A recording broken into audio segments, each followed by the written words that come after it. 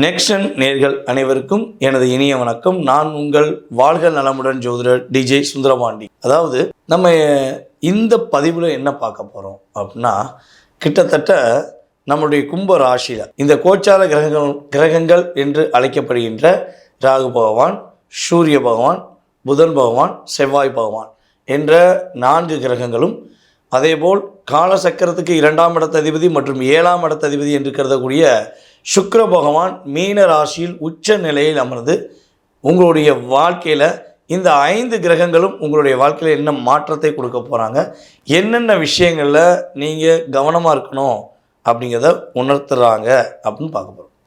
ஏன்னா அந்த 4 கிரக சேர்க்கை லைஃப்பில் மாற்றத்தை உண்டு பண்ணிடுமா அப்படின்னு ஒரு கேள்வி வைக்கலாம்.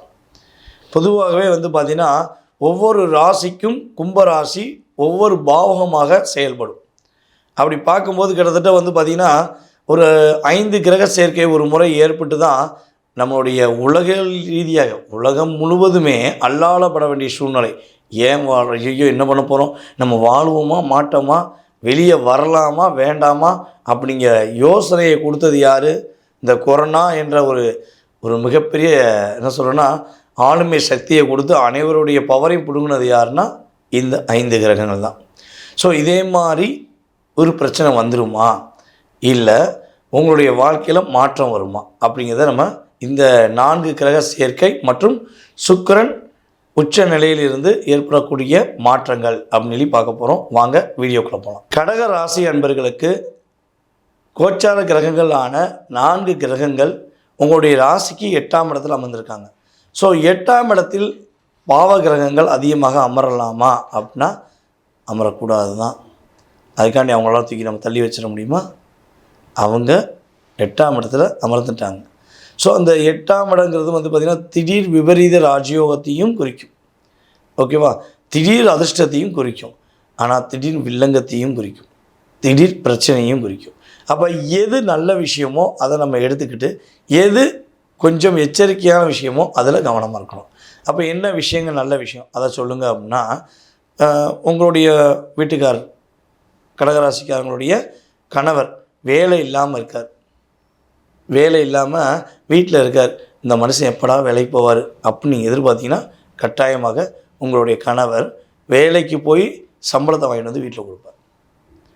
இல்லை உங்கள் கணவர் சொந்தமாக தொழில் தொடங்கியிருக்காரு, தொழிலில் லாபமே வரல, என்ன பண்ணே தெரியல, அவரும் ரொம்ப கஷ்டப்பட்டு உழைக்காரு, அவரை மாதிரி உழைக்கணும்னா எனக்கே அவர் உழைக்கிற உழைப்பை பார்த்து என் மனசு கண்கலங்குது அப்படின்னு நீங்கள் வருத்தப்படுறீங்கன்னா அந்த நிலை அப்படியே மாறி உங்களுடைய கணவர் தொழிலில் ஒரு நல்ல ஒரு லாபத்தை சம்பாதிக்கக்கூடிய அளவுக்கு, வீட்டில் பொருளாதாரத்தை கொடுக்குற அளவுக்கு முன்னேற்றம் உண்டு.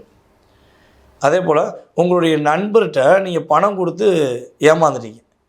ஓகேவா?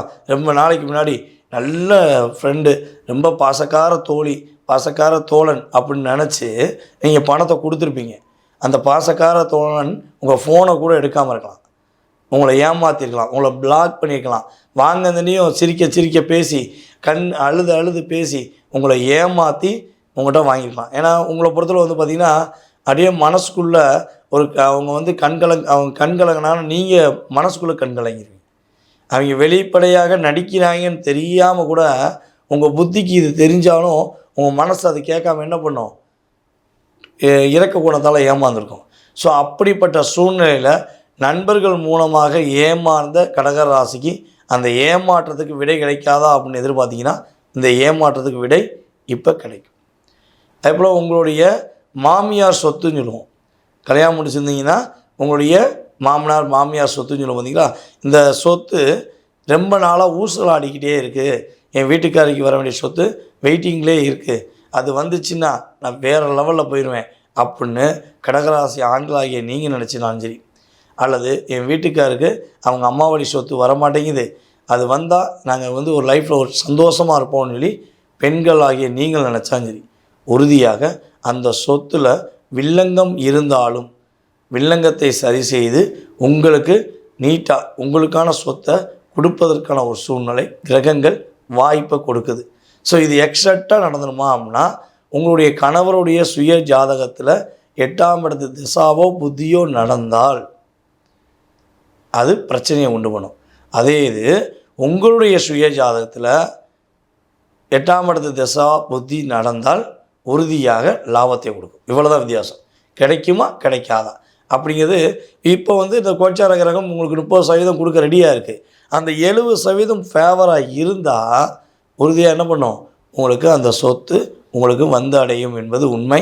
சரி, இவ்வளோ உண்மை நன்மை, பொருளாதாரத்தில் வெற்றி, அவங்க மூலமாக பணம் வருது, இவங்க மூலமாக பணம் வருது, கொடுத்த பணம் வருது, ஓகே ஹாப்பி அப்படின்னு நீங்கள் நினச்சாலும் 8ஆம் இடம் பார்த்தீங்களா, கவனமாக இருக்க வேண்டிய விஷயம் என்னென்னா, உங்களுடைய மறைமுக உறுப்பு என்று சொல்லக்கூடிய உடல் உறுப்புகளில் நீங்கள் கவனமாக இருக்கணும். அதே போல் பார்த்தீங்கன்னா ஹீட் என்று சொல்லக்கூடிய இடங்களில் கொஞ்சம் வண்டியில் அதிகமாக ட்ராவல் பண்ணிங்கன்னா கொஞ்சம் கவனமாக இருக்கணும். இன்னொரு விஷயம் பார்த்திங்கன்னா, உங்கள் ஹெல்த்தில் சின்ன சின்ன பிரச்சனைகள் வரும். ஓகேவா, தொடைப்பகுதி, அதே போல் வயிறு, அடிவயிறு பகுதி, இதெல்லாம் கொஞ்சம் பாதிப்பு வர்றதுக்கான சின்ன பாதிப்பு, பெருசாலாம் வராது, பயப்படாதீங்க. சின்ன பாதிப்புகள் வருவதற்கான வாய்ப்பு இருக்குது.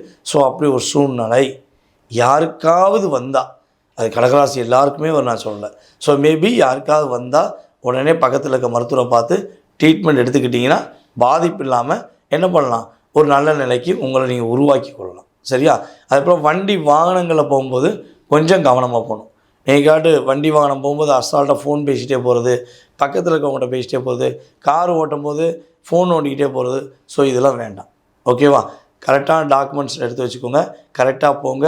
உங்களோட லைஃப்பும் ரொம்ப சூப்பராக இருக்கும், ரைட்டாகவும் இருக்கும், சூப்பராகவும் இருக்கும். ஓகேவா?